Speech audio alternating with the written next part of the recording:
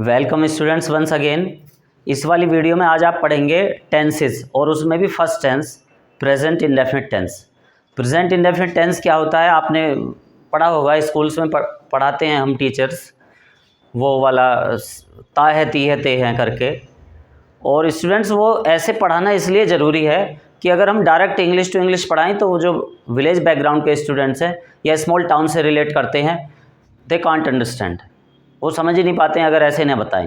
English is the other name of exceptions. English language में exceptions बहुत हैं, पर इसका मीनिंग ये नहीं हो जाता कि हम उसे पढ़ाना ही छोड़ दें, एक्सेप्शंस हैं तो उसे पढ़े ही ना। केमिस्ट्री में बहुत सारे एक्सेप्शंस हैं, उसको भी ना पढ़ें, इसका मतलब एक्सेप्शंस का मीनिंग है उन्हें एक्सेप्ट करें और पढ़ना तो है ही। चलो देखते हैं प्रेजेंट इंडेफिनिट टेंस कैसे स्टार्ट करते हैं।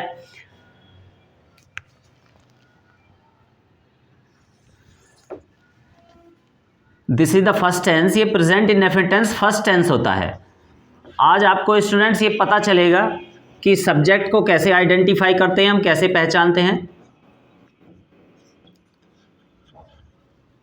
और वर्ब को कैसे पहचान करेंगे, और हम ये भी जानेंगे कि ऑब्जेक्ट को कैसे पहचानेंगे, और सब सेंटेंस बनाते टाइम, ट्रांसलेट करते टाइम हिंदी से इंग्लिश कैसे करना है हमको। तो सबसे पहले आइडेंटिफिकेशन लिखते हैं या पहचान। आइडेंटिफिकेशन मतलब होती है हिंदी में पहचान। इंग्लिश के सेंटेंस की अलग तरह से पहचान करते हैं और हिंदी के अलग तरह से। जिन हिंदी वाक्यों के अंत में ता है ती है ते हैं आते हैं, तो पूरा ना लिख के स्टूडेंट्स इतना ही लिखेंगे ता है ती है ते हैं। जिन हिंदी वाक्यों के अंत में ता है ती है ते आते हैं वो प्रेजेंट इंडेफिनिट टेंस के वाक्य होते हैं। तो ये होगी आइडेंटिफिकेशन। अब 12 टेंसेज हैं स्टूडेंट्स, एक टेंस दूसरे से बिल्कुल डिफरेंट होता है, कोई एक रूपता नहीं होती, बिल्कुल अलग अलग तरह के होते हैं, सबकी अपनी अपनी अलग अलग हेल्पिंग वर्ब्स हैं। तो इसी की भी एक हेल्पिंग वर्ब है, दो हेल्पिंग वर्ब्स हैं प्रेजेंट इंडेफिनिट टेंस में, डज और डू।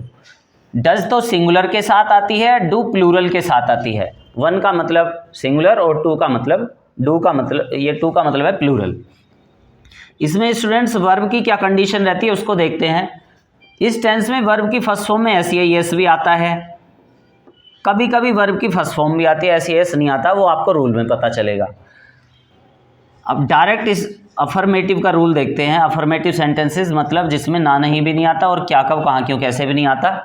सबसे पहले स्टूडेंट्स हम सब्जेक्ट लिखेंगे, और सब्जेक्ट अगर सिंगुलर है तो वर्ब की फर्स्ट फॉर्म में एस लगाएंगे, और फिर ऑब्जेक्ट या कंप्लीमेंट। जरूरी नहीं है हर सेंटेंस में ऑब्जेक्ट हो, किसी में कंप्लीमेंट भी होता है। और दूसरा रूल है स्टूडेंट्स, अगर सब्जेक्ट प्लूरल है तो वर्ब की फर्स्ट फॉर्म आएगी, कोई एस नहीं लगाना, फिर ऑब्जेक्ट या कंप्लीमेंट। ऑब्जेक्ट भी हो सकता है या कंप्लीमेंट भी हो सकता है। पहले एक सेंटेंस लिख के समझेंगे कि सब्जेक्ट कौन सा है, वर्ब कौन सी होती है, और ऑब्जेक्ट कौन सा होता है या कंप्लीमेंट कौन सा होता है।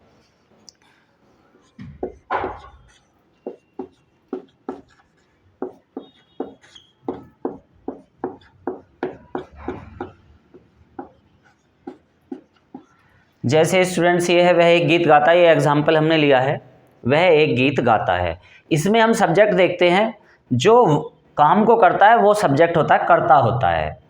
अब इसमें देखेंगे कौन पूछ लेंगे तो हमें कर्ता पता चल जाएगा। वह एक गीत गाता है, कौन गाता है, वह, तो वह तो हो गया कर्ता, मतलब ये हो गया सब्जेक्ट। और गाता है जो सबसे बाद में आती है वो होती है क्रिया, या इंग्लिश में वर्ब कहते हैं। उसके बाद ये अगर हम क्या पूछेंगे क्या गाता है तो एक गीत रिप्लाई आएगा, तो ये जो एक गीत है ये हो गया ऑब्जेक्ट, मतलब कर्म, ये हो गया कर्म। अभी हिंदी लिखी जा रही है आपको, इंग्लिश नहीं लिखी जा रही। तो जो काम को करता है वो कर्ता होता है, कौन गाता है गीत, वह। जो सबसे बाद में क्रिया आती है, गाता है क्रिया हो गई, और कर्म हुआ, क्या पूछने से कर्म पता चलता है हमको, कर्म का पता चलेगा क्या पूछने से, वह क्या गाता है, एक गीत, तो ये जो एक गीत है ये हो गया कर्म। अब इसकी फॉर्मेशन देखते हैं, बनाएंगे कैसे सेंटेंस को। सेंटेंस को कैसे बनाना है, पहले तो हम सब्जेक्ट लिखेंगे, मतलब कर्ता, ही मीन्स वह, फिर आएगा बच्चों क्रिया, वह गाता है एक गीत, ऐसे बनाएंगे। हिंदी में लिखा हुआ है वह एक गीत गाता है, इंग्लिश में बनाएंगे वह गाता है एक गीत। और इसमें है कि इंग्लिश इज़ का यूज नहीं करेंगे हम, इज़ आर एम का यूज़ होता है अलग से नो एक्शन सेंटेंसेस में। इस सेंटेंस में एक्शन हो रहा है, ये एक्शन वाले सेंटेंसेस हैं, तो इसमें इज़ आर एम का यूज नहीं होगा। वह गीत गाता है, पहले ही लिखा हमने, फिर गाता है कि इंग्लिश लगाएंगे सिंग। अब यहाँ पे रियल मैटर स्टार्ट होता है एस या ई एस का, कि एस लगाएं, यस लगाएं, लगाएं या ना लगाएं, ये बहुत कन्फ्यूजन रहता है सभी के माइंड में। अब इसको देखेंगे कि काम करने वाला अकेला है ज़्यादा है। वह तो सिंगुलर सब्जेक्ट होता है, अकेला सब्जेक्ट होता है, तो अब एस या यस लगाएंगे, ही सिंग्स। फिर हम लिखेंगे ऑब्जेक्ट, क्या गाता है एक गीत, आ song, he sings uh song, वह एक गीत गाता है। अब कब एस लगाना है हमको, कब ई एस लगाना है, उसको मैं यहाँ पे लिखे देता हूँ। अगर कोई भी वर्ब सी से एंड हुई हो, एच से एंड हुई हो, ओ से, एस से या एक्स से एंड हुई हो, तो ई एस लगाते हैं। बस जी एच अगर आता है, जैसे यहाँ पे बताया गया एच से एंड है तो ई एस लगाना है, पर जी एच पे एंड नहीं होना चाहिए। जी एच से एंड हो रही है वर्ब तो फिर एस लगाएंगे, फिर ई एस नहीं लगाएंगे। तो क्योंकि ये जी से एंड हुआ तो एस लगाया, क्योंकि C H O S X से एंड हुई नहीं है वर्ब, इसलिए एस लगाया गया है। अब एक और एग्जाम्पल देखते हैं, फिर से वह लेते हैं, वह स्कूल जाती है। अब फिर से हम सब्जेक्ट, वर्ब और ऑब्जेक्ट की बात करते हैं। कौन जाती है स्कूल, वह, ये सब्जेक्ट हो गया। जाती है हो गई वर्ब क्रिया जो सबसे बाद में आई है। और ये जो स्कूल है ये अब ऑब्जेक्ट नहीं है, ये कर्म नहीं है, क्योंकि कर्म का पता हमको चलेगा क्या पूछने से या किसे पूछने से। अगर हम पूछें वह स्कूल जाती है, क्या जाती है, तो फिर उसका रिप्लाई नहीं आया। अगर ऐसे पूछें किसे जाती है तो भी रिप्लाई नहीं आया, जवाब नहीं आ रहा, तो इसका मतलब ये ऑब्जेक्ट नहीं है, ये है, अगर ऑब्जेक्ट नहीं है तो ये है फिर कंप्लीमेंट। यहाँ पे रूल में लिखा हुआ है कि ऑब्जेक्ट नहीं है तो फिर कंप्लीमेंट होगा। तो अब ऐसे ही बनाएंगे, ऑब्जेक्ट के प्लेस पे कंप्लीमेंट आएगा, क्योंकि इसमें ऑब्जेक्ट है नहीं। वह स्कूल जाती है, शी जाती है कि इंग्लिश लगाएंगे गो। अब क्योंकि वह अकेली है जाने वाली, सिंगुलर सब्जेक्ट है, तो अब एस या एस लगाएंगे। एस या ई एस का रूल ये रहा, यहाँ पे ओ से एंड है तो ई एस लगेगा, ओ से एंड है वर्ब तो लगाएंगे E S. She goes to school, go के साथ टू आता है, ये टू इसलिए आया है। शी गोज टू स्कूल, वह स्कूल जाती है, और ये स्कूल जो है ये है कंप्लीमेंट। एक सेंटेंस और देखते हैं,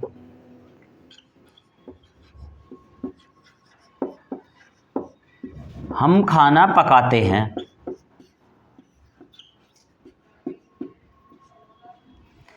पहले हम पकाते हैं खाना, ऐसे बनाएंगे, हम पकाते हैं खाना।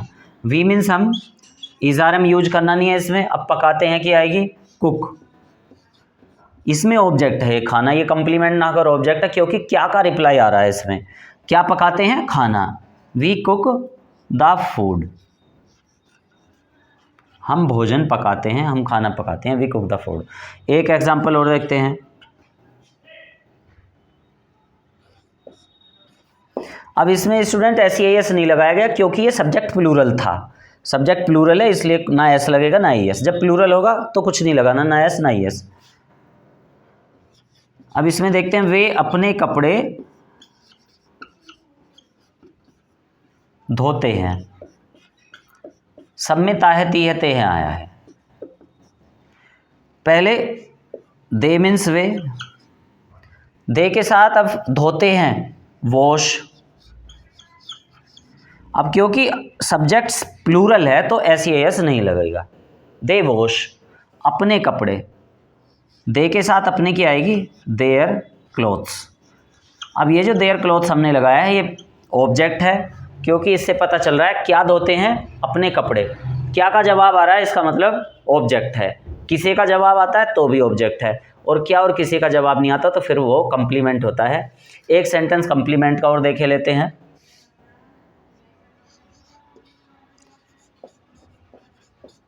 चील आसमान में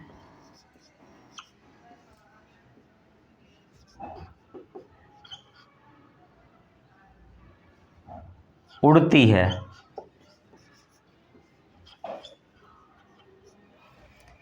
पहले चील की इंग्लिश लिखेंगे द काइट। इसके बाद स्टूडेंट्स उड़ती है का आएगा फ्लाई माने उड़ना। जब वाई दिया हो और एस ई आई एस लगाना हो तो वाई को हटा के हम आई कर देंगे यहाँ पे और ई एस लगाएंगे फिर फ्लाइज।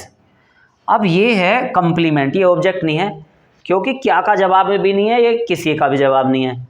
चील क्या उड़ती है, चील किसे उड़ती है, इसका जवाब नहीं आ रहा, ये जवाब आ रहा है कहाँ उड़ती है। कहाँ का जवाब आए तो वो कंप्लीमेंट होता है। The kite flies in the sky. तो ये तो स्टूडेंट्स हुए अफर्मेटिव सेंटेंसेस। निगेटिव सेंटेंस और देखे लेते हैं। निगेटिव सेंटेंस का रूल प्रेजेंट इंडेफिनिट टेंस में।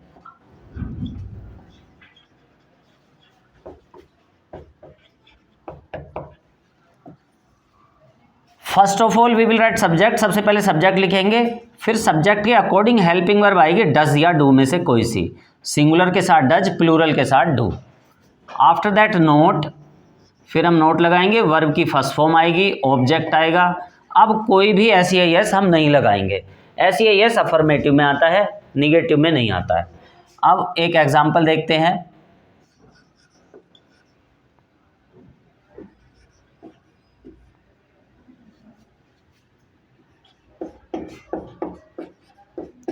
बच्चे टीवी नहीं देखते हैं।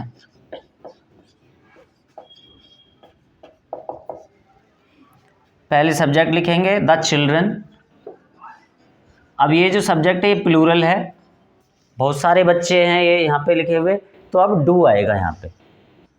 फिर हम नहीं के लिए नोट का यूज करेंगे। देखने की इंग्लिश वॉच आएगी, वॉच मीन्स देखना। अब कोई ऐसी एस नहीं लगाना है। The children do not watch TV. एक एग्जाम्पल और देखते हैं।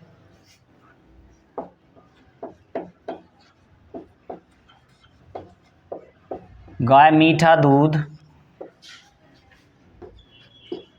नहीं देती है। सबसे पहले सब्जेक्ट लिखेंगे द का, क्योंकि सिंगुलर सब्जेक्ट है तो लगाएंगे डज। फिर यूज करेंगे नोट, वर्ब की फर्स्ट फॉर्म आएगी गिव। यहां तक हमने बना दिया। अब ऑब्जेक्ट लिखेंगे, क्या नहीं देती है, मीठा दूध, द स्वीट मिल्क।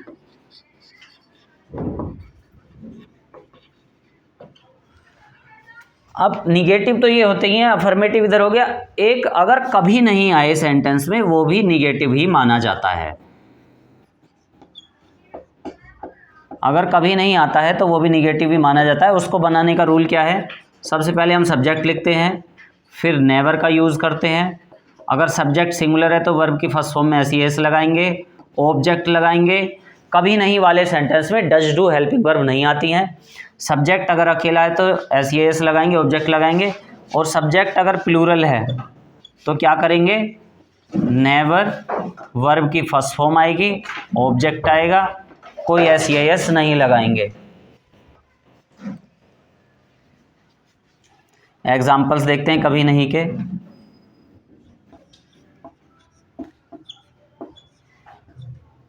तुम झूठ कभी नहीं बोलते हो।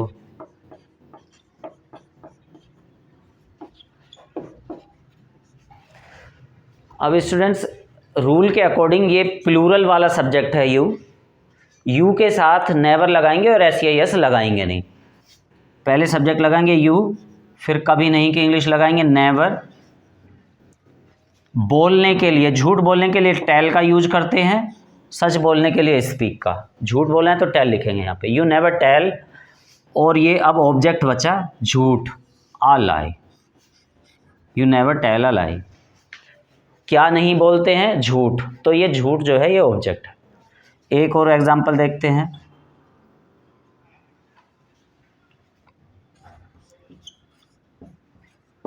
वह सत्य कभी नहीं छोड़ता है।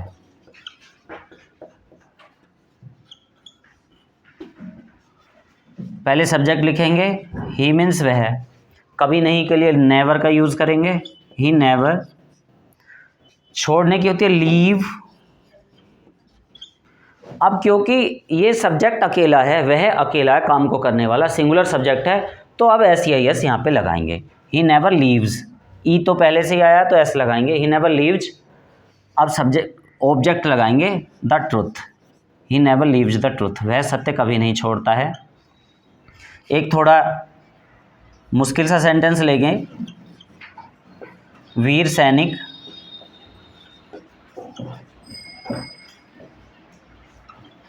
रणभूमि से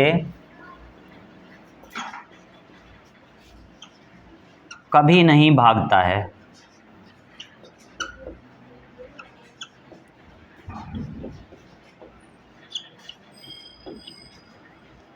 वीर सैनिक रणभूमि से कभी नहीं भागता है, या वीर सैनिक रणभूमि से कभी नहीं भागते हैं। प्लूरल होता तो अलग टाइप से बनता, अब सिंगुलर है।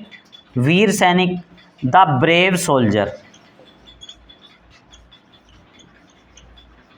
फिर कभी नहीं की इंग्लिश लगाएंगे नेवर, क्योंकि ये सैनिक अकेला है तो अब वर्ब की फर्स्ट फॉर्म लगाएंगे, रन मीन्स भागना, एस या एस लगाया जाएगा, runs. The brave soldier never runs रणभूमि से। फ्रॉम आता है से अलग होने के लिए। The battle field, battle field होती है रणभूमि। तो स्टूडेंट्स ये केवल हमने प्रेजेंट इंडेफिनिट के अफर्मेटिव और निगेटिव सेंटेंस पढ़ाए हैं। बाकी इंटेरोगेटिव सेंटेंस और कुछ बहुत ही स्पेशल सेंटेंस होते हैं प्रेजेंट इंडेफिनिट टेंस में, वो आप दूसरी वाली वीडियो में पढ़ेंगे। सबसे ज़्यादा प्रॉब्लम बच्चों को आती है कब एस या एस लगाना है, कब नहीं लगाना है, एस लगाना है या ई एस लगाना है। ई एस बस इनके साथ आएगा, C H O S X से अगर कोई वर्ब एंड हुई है तभी ई एस लगाएंगे, अदरवाइज हम एस लगाएंगे, वो भी सिंगुलर सब्जेक्ट के साथ। प्लूरल सब्जेक्ट के साथ अफर्मेटिव में ना एस आएगा ना ई एस आएगा, केवल सिंगुलर के साथ ही आते हैं। उसमें भी अगर जी एच से कोई वर्ब एंड हुई हो तो उसमें केवल एस आएगा, ई एस नहीं आएगा। जैसे कि एक वर्ब होती है लाफ, लाफ मीन्स हंसना, जी एच से एंड हुई है तो ई एस नहीं लगाएंगे, हम इसमें एस लगाएंगे केवल। तो स्टूडेंट्स ये थी प्रेजेंट इंडेफिनिट टेंस के ऊपर वीडियो। इससे नेक्स्ट वीडियो में हम इंटेरोगेटिव सेंटेंसेस और कुछ स्पेशल सेंटेंसेस के बारे में बात करेंगे। Thank you.